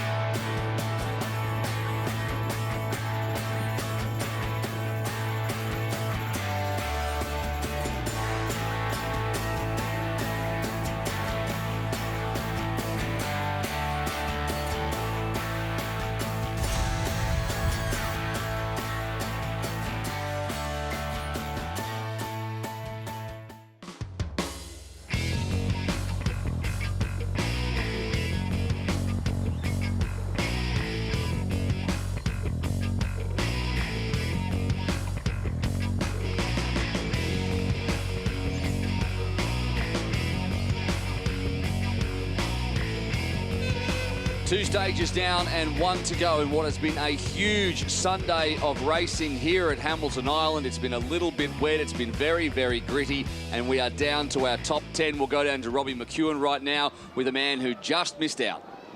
Guys, I'm here with Matt Hauser, and a little bit devastating, but at the same time, you must be really excited about what you've been able to achieve in the Super League Triathlon Series here on Hamilton Island. Yeah, mate, absolutely stoked. I mean, I'm 18, I'm the youngest in the field, and to come out and post an 11th spot in the last day is really positive. And it was looking a bit sketchy there with the rain and everything, but it was all about positioning, and I thought I held myself pretty well. What was going through your mind on those final couple of run laps, trying to just hang on? Were you just hoping someone's going to trip over? Oh, mate, I was seeing, you know, blurred vision at the moment. Like, coming down that finish line, I just didn't have anything left in me, and you know, that's all I can do on the day, and I'm pretty proud of myself. Oh, you should be very proud, but it is a huge step up to race against these experienced senior athletes. So, you know, for the future, you must be just frothing to get to the next one. Exactly. I got WTS Gold Coast in a couple of weeks' time. Can't wait to represent Australia and give it my all. All right, well done. Thanks, mate. One of the stars of the future, Matt Hauser, 11th amongst this competition. These are the elite of the elite and a huge confidence boost for him. He is now, however, eliminated, and of the top 10 who will race for everything, 9 of them are our top 9 in the points after 2 days, so the cream has risen to the top.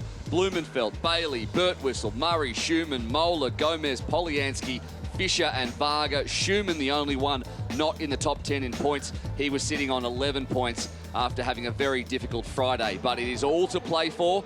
Richard Murray has not managed to get rid of any of his competitors for this $100,000 check, and now we are about to watch the top 10 battle it out on a tough course in the rain. Does triathlon get any better than this? You nailed it with this is the cream of the crop. They've been the talent all week. You've seen the last 2 days. These 10 athletes on screen you're about to see were the ones showing their hand all week. The others have been eliminated now. 100 grand on the line. Doesn't get any better. If the rain falls, Murray's a chance taker. If he drops the bike, far out. Far out indeed.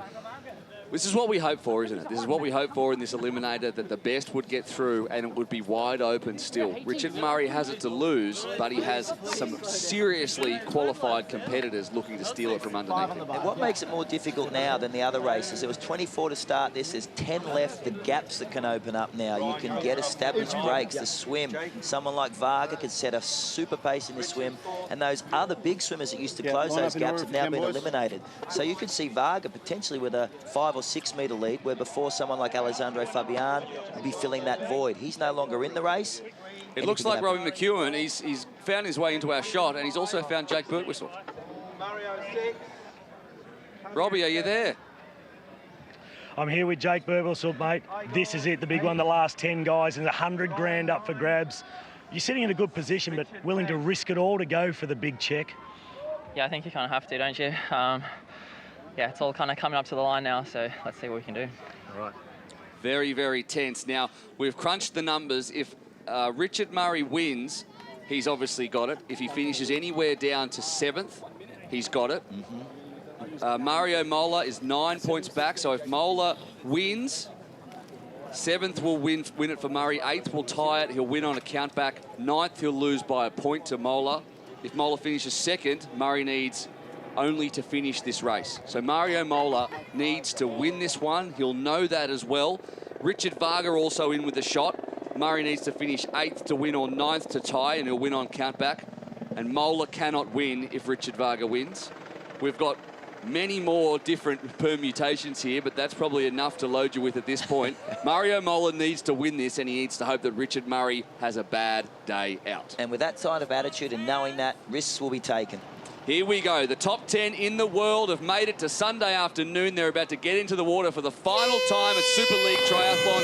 It looked like a clean start, and this will be one of the quickest races of the weekend. There is no more tactics to worry about. It is all out. Look for Richard Varga to put the gas down. He will not be headed out of the water unless something shocking happens. The guy who has been challenging him out of the water, Andreas Helversberg, is no more, and that is Varga at the bottom of your screen, number 12. A high stroke rate.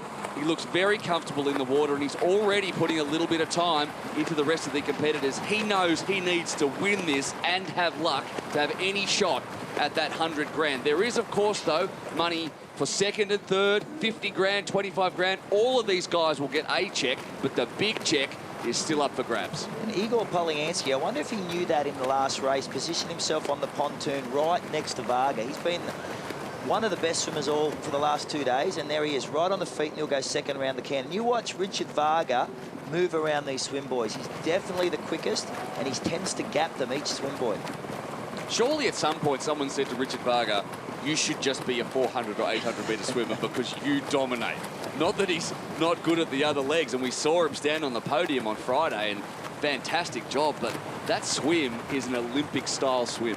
There's the gap, look at that. Geez, he's fast around those swim buoys. He is just phenomenal, and I mean, it goes to show you his absolute excellence in the water, but again... Look who's on his feet. Exactly. Like, kudos. Yeah. Kudos indeed to Jake Birtwistle. To Jacob Birtwistle. I'm really happy for the young Australians. I mean, that have the 3 that have made it, obviously, and we talked about Matt Hauser so close to making this final round, but he certainly has said that he's not been a swimmer. He is a runner. We know how good he is on land, but he has just worked and worked, and it is absolutely paying off for him. He's got an engine like no one I've ever heard of. He's got an 88 VO2, which is enormous numbers for someone who doesn't know what VO2. That's basically the engine capacity of the athlete, and that's VO2, a big number. I thought VO2 was the shampoo.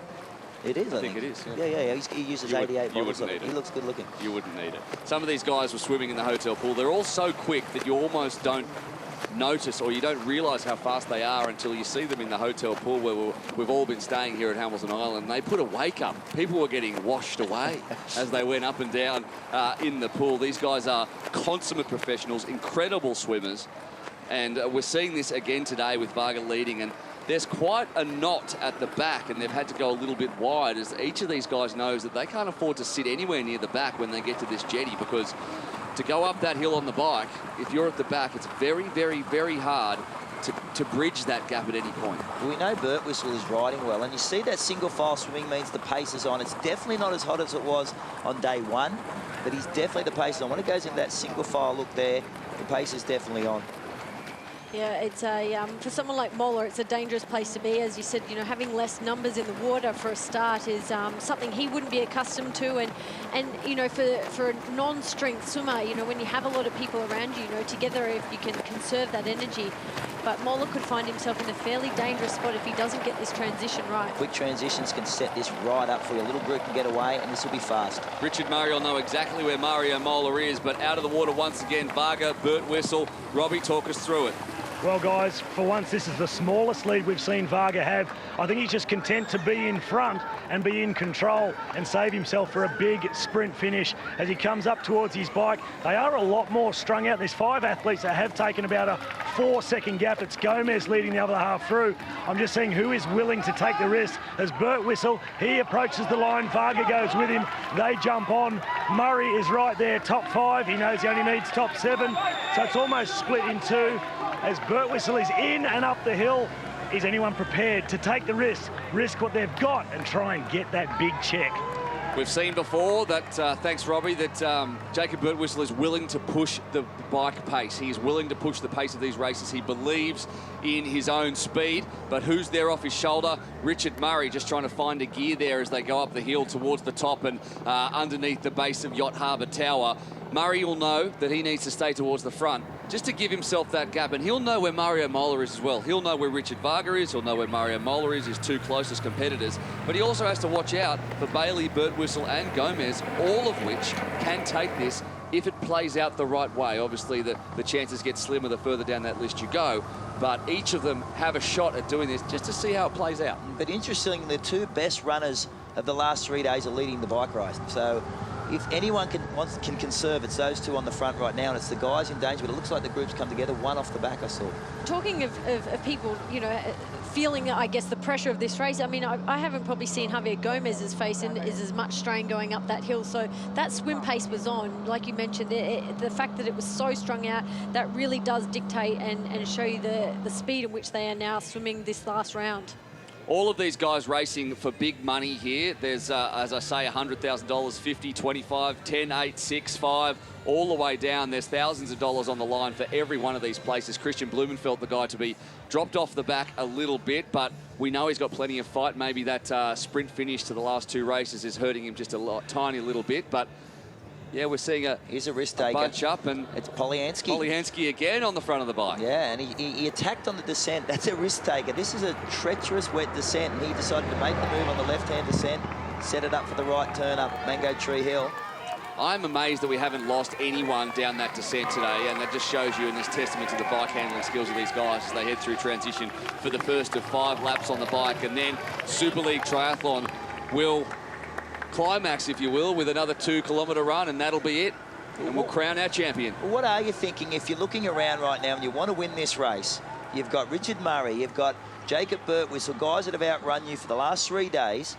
Do you take those chances? And Igor looked to be keen to get out of there. Say, I know in a running race, in a match race, I'm going to get beaten here. I may finish 8th or 9th. You can see Richard sitting there. I mean, he's looking around to the other guys to make a move, to cover him, because look, let's be honest, he knows he can run him down. He knows that when it comes to a foot race, he can take down Igor Polyansky. He's looking at the other guys saying, you go and expend your energy. You go close the gap if you want to be up there. I'm in the safest position of all.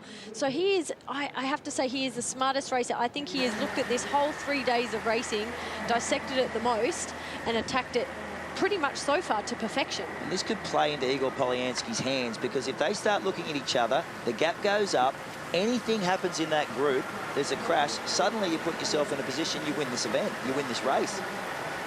It is playing right into Richard Murray's hands, though, as the back group just look like they're conserving a little bit of energy. They know that that second that covers the gap between is not important in the way this is going to play out. Who's there second? No, is it? I think that's Igor Polyansky on the front. Maybe Ryan Bailey, who tried to jump. I saw Ryan in that group. It doesn't look like him. I see 44 Jake Burt Whistle. That's Blumenfeld. Blumenfeld's done the job. He's, just when you think no, you're going to run... that's Varga. That's Richard Varga. The swimmers, the 2 swimmers have said enough's enough. I can't outrun these guys. Let's get out of here. If we're going to take chances, let's take it. It's the last race. Let's have a go. This will be great. They are, they are they're taking still moving big down there as chances. if the road's dry. Come on, boys. You can see that white line on that corner. I mean, that is just such a a tough place to have a slippery white line in these conditions. But tell you, I agree. You know, this is what they have to do. This is the last round. They are the best swimmers, but they have to get rid of the likes of all those fast runners behind them and keep the pressure on. And it's Schumann on the front now, going to close this down. He knows this is a danger. Varga's used to being off the front. It's usually both the Brownlee brothers with him, so he knows how to get people motivated and working. And Schumann knows we've got to close this down quickly. The guys that are really pushing the pace here, you'll know that they can make huge leaps forward in their prize money if they have a great finish in this race. Igor Polyansky on 19 points, but ahead of him on points, Blumenfeld and Fischer on 20 and 21. So he can make a jump up and potentially double his check with a couple of extra positions up.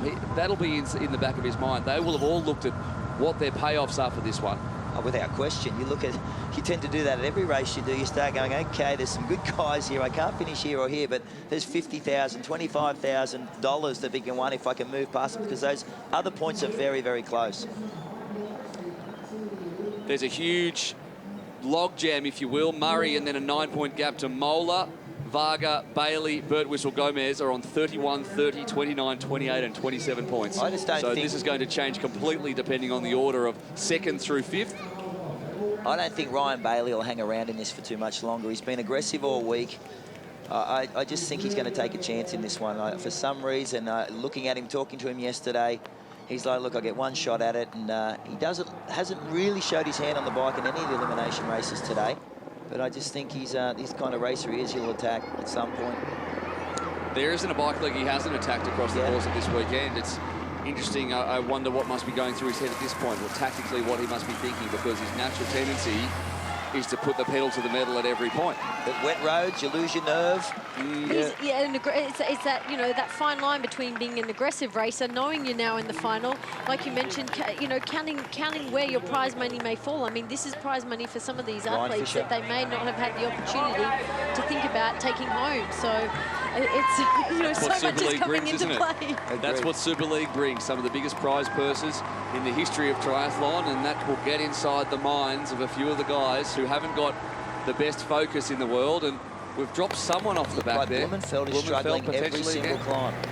Every climb, Blumenfeld's struggling. He's a little heavier than the rest of the competitors. I wonder whether that's over the course of the 3 races hurt him a little bit, as Fischer has started to gap the field, just as you predicted. I don't enjoy when your predictions I picked Bailey, but what you're going to see what these guys do is they're going to soften the legs. You're going to try and get escape. Ryan hasn't been running. You saw him just scrape through in that first race. He knows he's going to be outrun if he stays with this group, and he has to take a chance, and this is it. Ryan Bailey off the front as they come around for... Ryan Fischer. Ryan Fischer off the front as they come around for another loop, and I'm surprised we haven't seen anyone completely lose it except for Ben Shaw. And you talk about the line between aggression and losing your nerve, and Ben Shaw just stepped across that line a couple of times this weekend. He'll learn from that. Look, he showed, you know, desperation in a way. I mean, he got here and he's wanted to prove that he is, you know, capable of being here, and all credit to him. And unfortunately, when it comes to bikes, it's often learning a very hard way, and he's paid the price in a few instances across the weekend. So I tend to think that he'll probably go back to the drawing board and have a good think about, you know, the way he raced, and if he gets the opportunity to be back here, attack it again, because he's certainly been very vocal about it, and now he's just got to put it all together. Ryan Fischer leading as we head into the last lap of the bike. He's 6 seconds ahead of Igor Polyansky through transition. Henry Schumann, Richard Varga, Birtwistle, Mario Mola, Richard Murray, Ryan Bailey, Javier Gomez. That's your order. Christian Blumenfeld further 2 seconds back in 10th. But really attacking now is Ryan Fischer, and there is no one on the road behind him. He is really hitting it up that hill, a 14% gradient, as we keep mentioning, hugely steep, and he has powered up that, so he knows he has a little bit of power left in the legs, as Polyansky and Henry Schumann and Richard Varga there do their best to keep up, but there's a lot of open road, as you can see ahead. That's a big gap. What Ryan Fischer's hoping for is exactly that, for those guys to start looking at each other, queuing off each other, saving their legs. Fischer's going to attack as he is. He can grab 4 or 5 seconds, which will pay huge dividends. These guys are not chasing him. Everyone playing a very tactical game and looking at everyone else as the big money for first, second and third is all on the line. Between those guys, Ryan Fisher, he's back on 21 points in 7th, so he knows he can make a big jump in prize money himself, but the big guys are all looking at each other, as you say. If there's ever a transition to really be thinking about, this is the one. I mean, Yes. you can already again see the guys taking their feet out before the turnaround. You know, there is a big jostling position coming down to when they have to dismount the bike, and some of them choose to take their feet out earlier, and while the other guys are taking them off later, you know, jump forward and making sure that they're ahead of the pack, and that is definitely an experience thing. A lot of talent standing up. You can see Vagdegdom, Dine, a lot of other guys standing up, ready to cheer as Ryan Fisher's in. Robbie? I'm seeing a 17, 18 second gap. Fisher has the shoes on. He just heard me, and you know what? He just cracked a little smile when he heard what the gap was. Didn't dare to look behind. Blumenfeld leads him in, then Moeller, Richard Murray. He is just looking around saying, I've got this under control. But the intensity now, because I think the guys are starting to count dollars. They know that every point counts. Burt Whistler's out. He is in position. Murray still in the top 5. I don't think he can lose it now. Richard Murray running a smart race, but you were right, Robbie. Mario Moeller 16 seconds behind Ryan Fisher. Moeller knows that he needs to win this one with Murray sitting in 6th position. Ryan Fisher has plenty of road behind him, and he wants this win. He wants to overlap some guys. He wants to catch up to the top guys in terms of prize money, and he wants to put his stamp on this race as well. Ahead of the next round of Super League Triathlon, he wants to be known as the last guy to lift that tape, and he's doing a very good job of it after what was a fantastic breakaway on the bike, Ryan Fisher. I'll tell you what, Richard Murray does not look like he was flowing like yesterday. He's moving up on Burt Whistle, but he doesn't have that comfortable face. He was slow in transition, which was uncharacteristic. But maybe he's hoping that Burt Whistle will move up on Fisher and they can do all the work for him. Well, he did say he had to dig quite into the red zone because of the run of Bailey and Burt Whistle yesterday. He flopped over the line. Richard Murray didn't look as comfortable as he did on Friday. He said, it's going to hurt me tomorrow, the effort I had to put in today, and maybe we're seeing that. He just flew past people on the run on both of the previous 2 days, but he's just sticking with it. But maybe he knows that's all he really needs to do to protect his lead. Well, Moeller's there. I mean, we said that, you know, he's been there, you know, throughout the 3 days of racing, hasn't really made his presence, you know, that far up the front of the pack, but here he is. But will it be enough? Will it be enough to differentiate him and Murray? But I think Richard looks like he's now he looks good. That face has come back together, and that now face scares me. I'm scared of that face. When he gets that face, you don't want to be you he's looking at. You just want to stay out of the road, because Richard Murray has put the gas down. Once again, Jacob Burt Whistle is within the 22-year-old Tasmanian. He has so many national titles in middle and long distance running, and he knows how to get a gate up and keep it going. The dead turns haven't hurt him as much as we potentially thought. They haven't hurt Ryan Fisher either. He's short, he's compact, and he knows how to turn a corner. He looks fantastic. I mean, he's got nothing to lose out there. You know, he, like you mentioned it before, prize money is such a big thing for these young athletes, such an opportunity, and he looks insanely comfortable for how much he's put out on the bike. They're going to pick him up. They're moving up. Right, Richard Murray's put the hammer down. Jacob Burt Whistle said, you're not going anywhere. Moeller has been struggling. He was very, very strong on the run yesterday, but he's just been shelled off the back of these two. And Moeller is someone we've known who's raced particularly well over sprint distance, you know, not the Olympic distance where he's won the world title last year. So for him to be getting dropped off the back of this, Richard Murray said he wanted to run 250 per kilometre here. He's doing it. That's outrageous. That is outrageous. Look at the damage they've done. They all got off the bike together. You look all the way back there, you've got Moeller and Schumann. So this is a good move by Ryan Fisher. He can put himself in the top 5. If he doesn't lose his morale and tries to stay strong here, travels with these 4 athletes, he's still in this.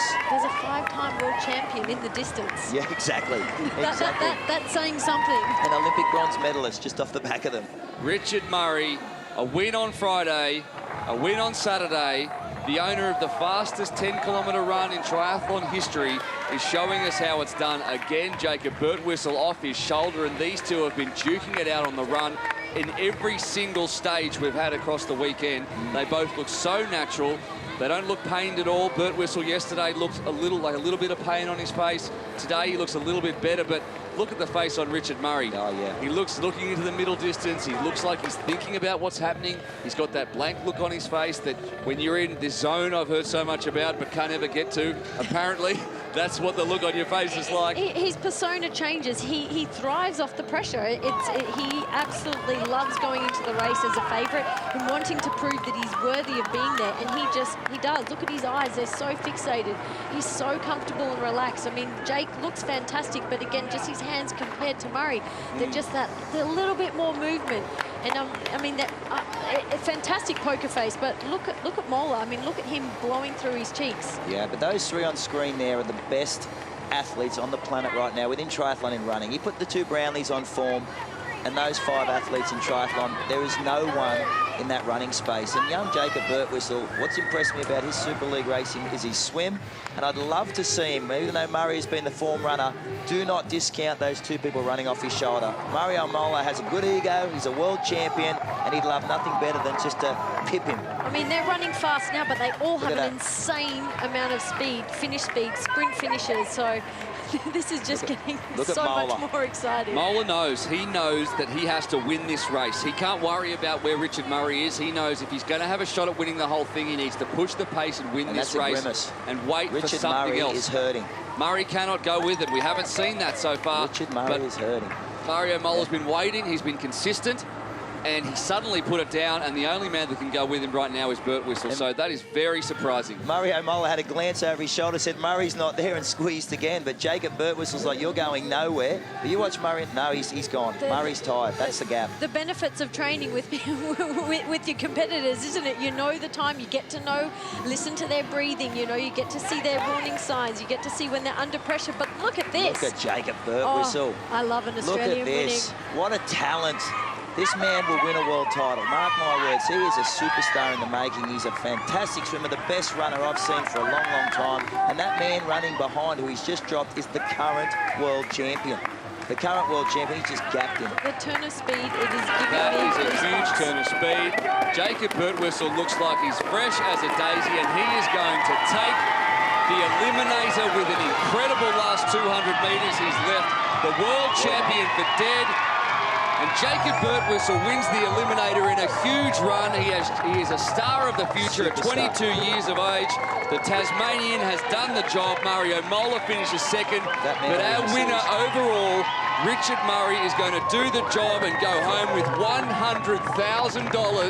What an effort. Mario Mola will be second and win $50,000. But this whole weekend has been about Richard Murray. Without question. Richard Murray has been dominant all weekend. He looked fantastic there. I guess when the squeeze came, those two boys made the move. He thought, I've got this one. He did his math. But, geez, I tell you what, the takeaway for me is Jacob Birtwistle. I've heard a lot about this kid for many years, and he just impressed. What an effort from Richard Murray. Hands on knees. He got dropped at the end, but he knew that he didn't have to win that one. I don't know if he could have won it with the way Jacob Birtwistle ran towards the end. He certainly had a 7th gear up his sleeve, didn't he? And we've talked about him, so impressed with the inroads he has made. And I think you're right, Chris. He is capable of winning a world title. Robbie McEwen is down there. He's about to step in, and I think he's going to get Richard Murray or Birtwistle, or both. Well, guys, I've gone and got both of them. How fast am I? But Jacob Birtwistle first, the stage winner, the winner of the Eliminator. You said right before you dived in, you're going to throw it all down. Yeah, oh man, that was hard work, but yeah, I tried to go with a couple moves there and ended up just kind of playing into my realm, and I was able to just stick it to him on the run in the back end, and that's kind of what I do. So I'm glad it kind of went down to the line like that. How nervous was it on that bike leg? Because 3 races on that treacherous course, the steep downhill in the rain, when you're just hoping everyone else would hold it together so you could smash out that run. Yeah, absolutely. It was kind of a matter of just keeping your fingers crossed on that bike, trying to stay safe. But yeah, thankfully I think most people managed to stay upright and get through it, and was able to play out like it should. Now, first across the line, maximum points 20. How's your maths? Where do you reckon you've moved up to? Because this is a big payday. Yeah, I'm really not sure. Hopefully it's moved me up a bit. I was in 5th lead coming into this event, so hopefully it's put me up there a little bit more. We'll see you on the podium. Yeah, cheers. And I'm also here with our big winner. He won race 1, he won race 2. He was calculating all day today. He was tough when he needed to be, and then rolled in to enjoy the applause and just save a little bit of strength, I think, to hold up that big check shortly. Yeah, I think that was, I tried everything I had at the start of the run. I went for it, you know, and the boys responded. I think Jake must have read the report from yesterday and went like, okay, he's going to back off eventually. So yeah, it's kind of what happened. And yeah, stuck in there, very stoked. I'm like, don't crash, don't crash. There's 100,000 on the line. So I was a little bit pressurized, especially on the last lap, to, you know, make no mistakes. So you got there in the final run. Do you start to say to yourself, I'm in a safe position, I only need to finish 7th? Did that start to creep into your mind? You thought, well, I'll just take what I've got? No, never, not a second. Nah, I mean, I tried to respond, I did everything I could, and yeah, it would have been cool to get 3 for 3. In the crowd, I think it's almost the biggest that it's ever been here, so super cool. And yeah, to lose against Mario, world champion from last year, and Jake Bergwissel, he is a machine too, so you know, couldn't be happy with 3rd, eh? You've done so many races around the world. How does this compare? Super League, triathlon, does it beat everything? Oh, I've got to be a little bit careful on that one.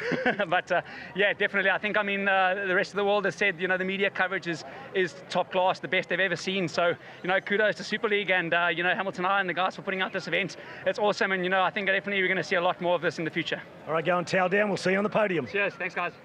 Another podium for Richard Murray as we look at the results for stage 3. And there's the man that won the whole thing with what was an incredible, incredible run at the end.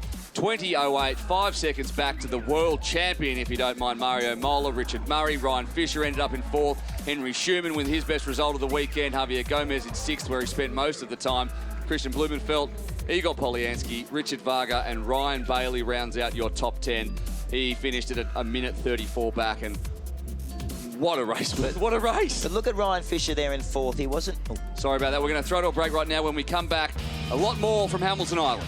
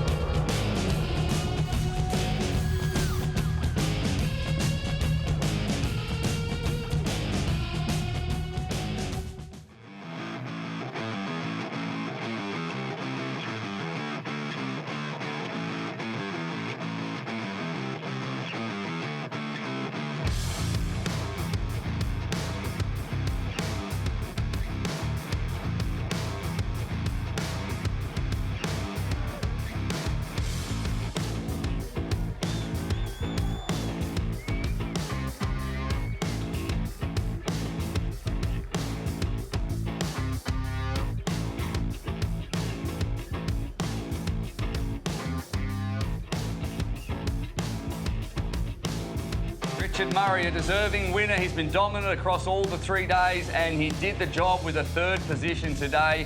The point score we're about to see as we see an aerial of Hamilton Island, and here we are. Richard Murray in the overall standings, 20 on Friday, 20 on Saturday, and 16 today. Leaves him 7 points clear of the world champ Mario Mola, who couldn't do the job. Jake Bertwissel moves up from 5th to 3rd. Javier Gomez moves up as well. Henry Schumann had a great race and moves up from 13 to 25 points to finish 11th. Matt Hauser with a very creditable 13th as well. We've talked about that. Yorick van Egdom didn't race on race day 1, so he did very well. Alistair Brownlee, as we already know, pulled out today, which is terrible news for him. But what a weekend we've had. It's had everything. It's had literally, we couldn't have asked for more. We're going to go down right now to Robbie McEwen with the podium, first of all, for today's Eliminator. Ladies and gentlemen, it's time to present the trophies to the superstars of Super League Triathlon, following today's Eliminator and our race event champions for Super League Triathlon Hamilton Island. Presenting the Eliminator trophies and the overall trophies, Mr. Leonid Boguslavsky, the Vice Chairman and Co-Founder of Super League Triathlon, and presenting the champagne, Mr. Michael Dulst. Presenting the checks will also be Mr. Leonid Boguslavsky. In 3rd place for the Eliminator at Super League Hamilton Island 2017, number 07 from South Africa, Richard Murray.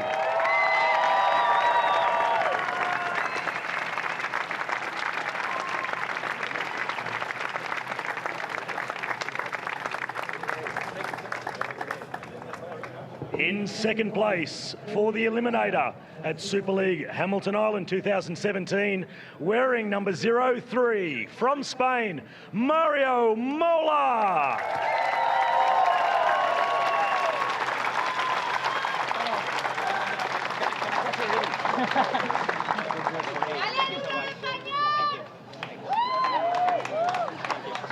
And today's winner, the very first winner of an Eliminator race at Super League Triathlon. Let's now turn it up for number 44 from Australia, Jake Burtwistle.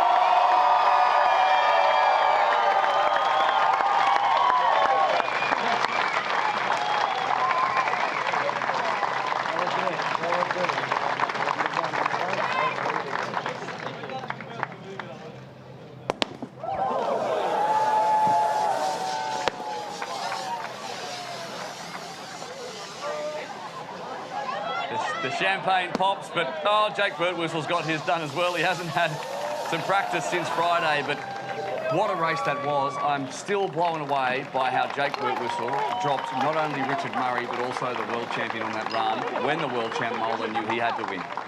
Oh, huge future for this kid. I mean, it has been the most exciting 3 days of racing I've ever seen. And triathlon, I mean, it is a sport that we love and know, but all credit to this type of format. And Chris, you've done an amazing job. Thanks. I was blown away by the experience for such a young kid to have that much racing experience and racing class to take on the world's best and do what he did. Remember, he won day one's opening event and he finished the entire weekend with a win today. There's been a lot of feedback across the 3 days about how exciting this format is and how these young guys are doing the job, and I guess he embodies that, doesn't he? Oh, without question. And it's exciting to see that man on screen there, Richard Murray, the class act all week. We saw Christian Blumenfeld doing amazing things, but my takeaways were Ryan Bailey and Jacob Burtwistle. They were just spectacular.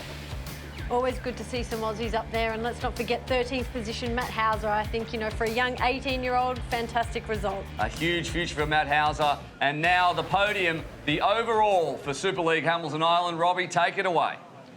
It is now time to recognise our overall place getters for Super League Hamilton Island and present some rather large cheques. In third place overall at Super League Hamilton Island 2017, and the recipient of a $30,000 cheque, number 44 from Australia, Jake Burtwistle.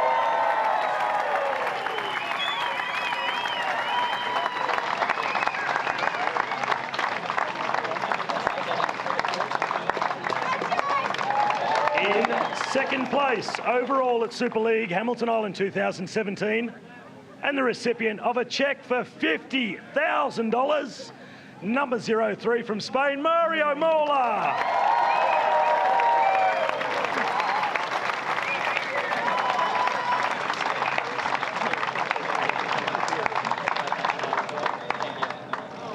And your overall champion at Super League Hamilton Island, the man who will fly home with some excess baggage in the form of a $100,000 cheque, number 07 from South Africa, Richard Murray.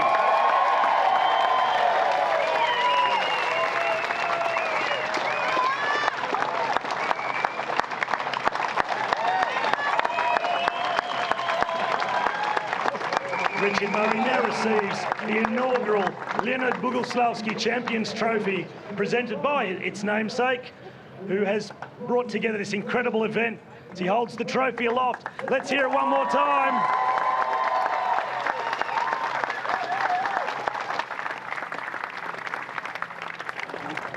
And our athletes have had a practice run with their champagne, but here comes that cheque.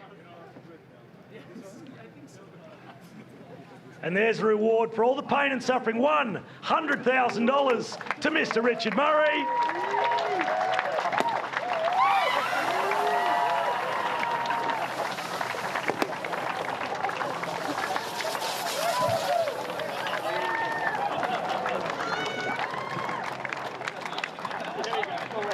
Ladies and gentlemen, let's hear it one more time for our overall champions and all the athletes at Super League Triathlon Hamilton Island.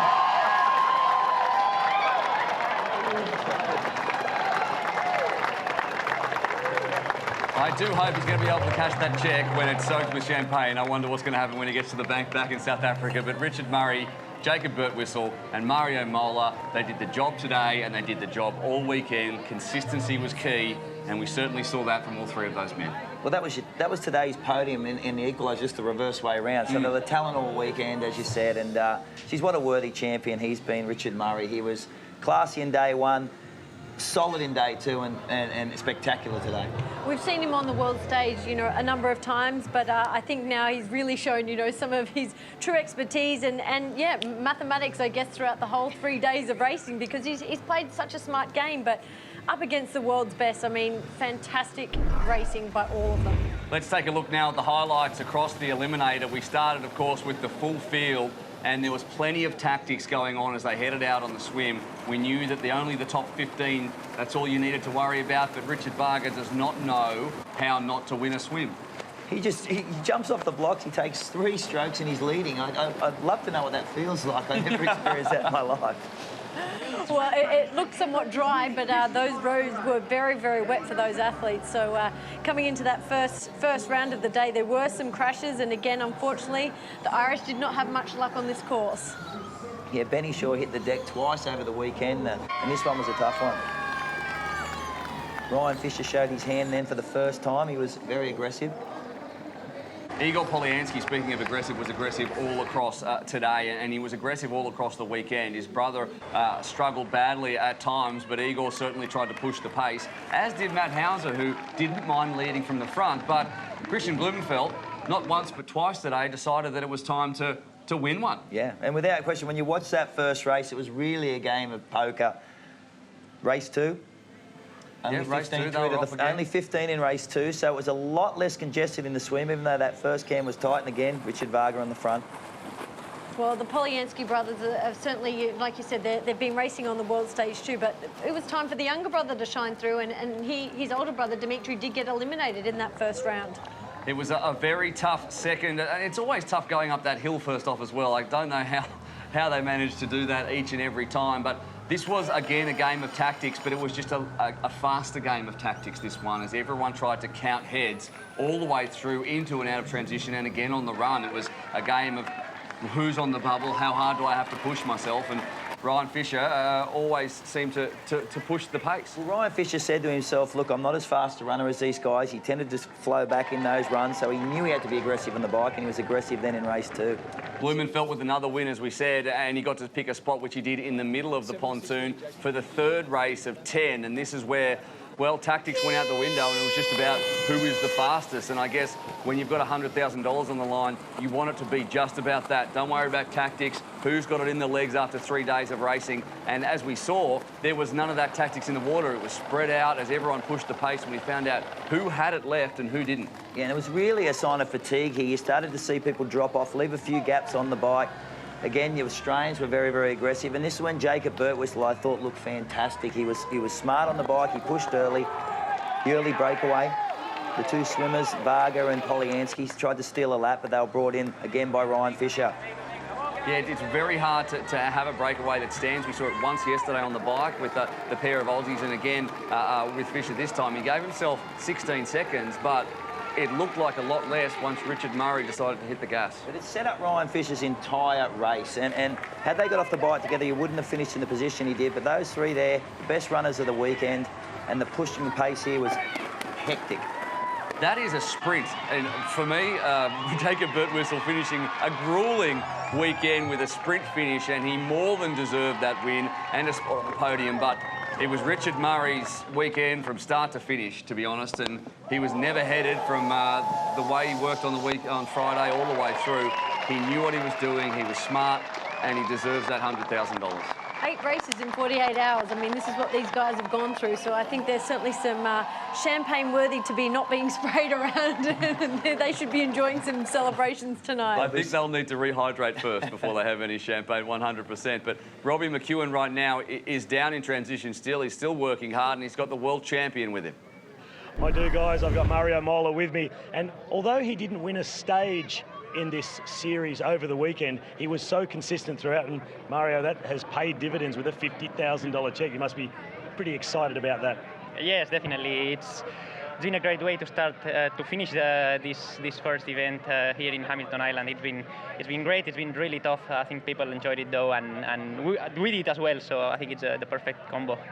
Everybody could read it on the athletes' faces that it was very tough, but what was for you the thing that stuck out, the toughest single thing about this event and about this format where it's all mixed up?